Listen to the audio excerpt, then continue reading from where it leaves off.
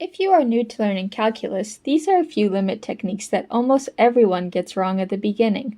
If you are taking AP Calculus or Calculus 1, make sure you know these techniques as they're bound to come up in your exams. The first method we'll cover is direct substitution. It's the first technique that students learn, and as you learn more and more techniques, you might be tempted to skip it, but it's very important to always try it. Even if the limit cannot be evaluated simply using substitution, it's critical to know what indeterminate form it is. For example, if it's of the form 0 over 0, we can apply L'Hopital's rule. But watch out for limits that are of the form, say, infinity times infinity. You cannot use L'Hopital's rule here. So that's why you should always be using direct substitution first. Let's consider the limit as x goes to 2 of x squared plus 3x minus 1. Simply using direct substitution, we'll have 2 squared plus 3 times 2 minus 1. So 4 plus 4 minus 1, that's equal to 7. Whenever a function is continuous, it can be evaluated using direct substitution. Here we have a polynomial, and polynomials are continuous everywhere, so we can use direct substitution. So remember, no matter what the limit is, always try direct substitution first. Don't skip to more advanced methods. Our second method concerns limits approaching positive or negative infinity. A simple and fast way to evaluate these limits is to look at the highest power of x present and divide by it. For example, let's say the limit as x goes to infinity of 3x squared plus 2 divided by 5x squared minus 7. Here our highest power of x is 2, so let's divide by that.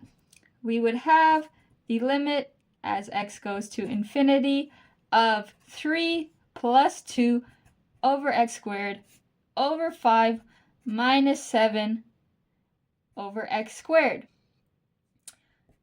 Now, when we substitute in infinity, you see that anytime we're dividing by infinity or infinity squared here, this is just going to go to 0. 2 divided by infinity is obviously going to go to 0. So we're actually just left with 3 over 5 as our answer.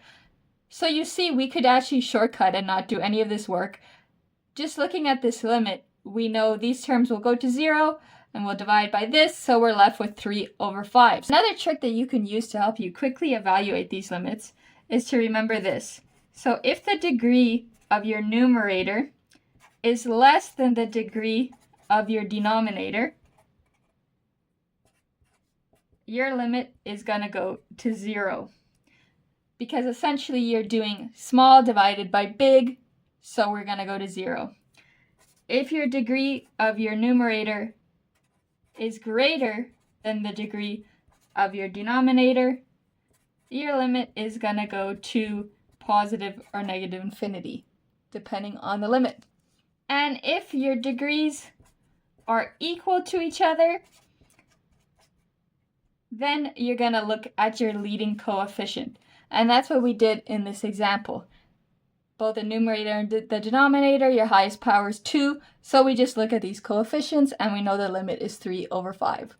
We're going to leave this as it is. Don't multiply it out quite yet. That gives us the limit as x goes to 4 of x minus 4 over x minus 4 times square root of x plus 2. So you can see here why we didn't multiply out our denominator, because we can simply cancel. So now we're left with the limit as x goes to 4 of 1 over square root of x plus 2. We can substitute in. That's 1 over 2 plus 2. So here our final answer is 1 over 4. So remember, whenever you see a radical term, it can be as simple as just square root of x here. Immediately think to rationalize by multiplying and dividing by the conjugate. Method number 4 is complex fractions.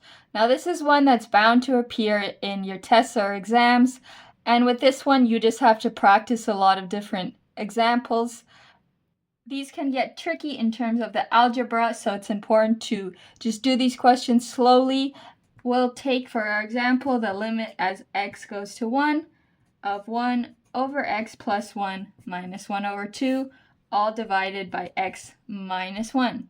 So let's just start with a direct substitution. We'd have 1 over 2 minus 1 over 2 over 1 minus 1. So this is of the indeterminate form 0 over 0.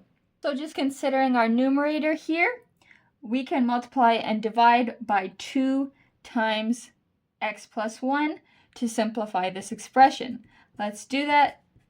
The limit as x goes to 1 of 1 over x plus 1 minus 1 over 2 divided by x minus 1 multiplied by 2 times x plus 1 divided by 2 times x plus 1. So I just took these two denominators here. Let's multiply that out. Our first term, this x plus 1 would cancel, so we're just going to be left with 2 minus, when we multiply this out, we're going to be just left with x plus 1, and with our minus, that turns into minus x minus 1. And here in our denominator, we'll leave it as is, 2 times x minus 1 times x plus 1. So you can tell already that we're going to have a term that can be canceled here. So we'll do that by simplifying our numerator and factoring out a negative 1. So this is really minus 1 plus 1. So let's factor out a 1. We'll get x minus 1 over 2, x minus 1, x plus 1. So that gives us our term that can be canceled. And now it's as simple as just substituting in. So minus 1 over 2 times 2. So our answer here is minus 1 over 4. With these complex fractions, I recommend just doing a lot of practice problems, writing out your steps cleanly, doing only one simplification at a time, and just make sure your work is clean. That's how you avoid mistakes here. Our final method is factoring and canceling.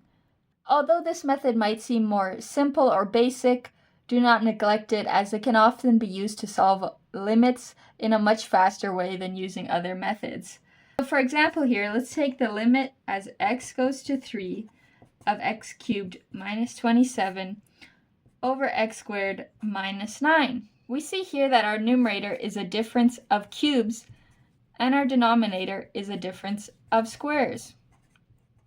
Difference of cubes can be factored as followed. Any term of the form a cubed minus b cubed can be factored as a minus b times a squared plus ab plus b squared. So here our a is x and our b is 3. So let's factor this limit. Limit as x goes to 3 of x minus 3 times x squared plus 3x plus 9. And our denominator is simple, x minus 3 times x plus 3. So we can cancel a term already. And now we can simply substitute. So 3 squared is 9, plus 3 times 3 is 9, plus 9 over 3 plus 3. So this is 27 over 6, or 9 over 2.